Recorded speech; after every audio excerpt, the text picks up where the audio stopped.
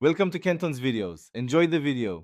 You start by confirming your project Sekai account is ready, update the app and verify region settings so purchases unlock.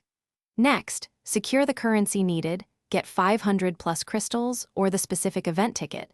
This avoids interruptions during banners.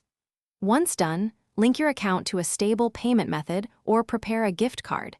This speeds the process and prevents loss of limited offers. Make sure auto updates don't interfere so you can enter the banner immediately and claim limited rewards.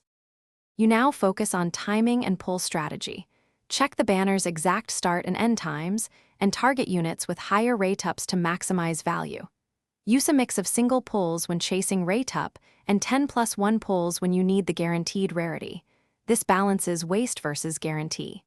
Once you pull, monitor pity counters and set spending limits to avoid overspending.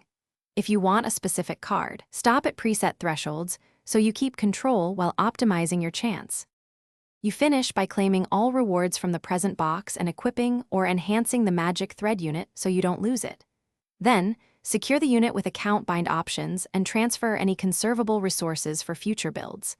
If something goes wrong, first check your present box and server sync, then confirm payment receipts. Screenshots help. Finally, contact support with clear timestamps and account details if unresolved, and avoid making further purchases until the issue is fully confirmed and fixed. Thanks for watching. Consider subscribing if we helped you.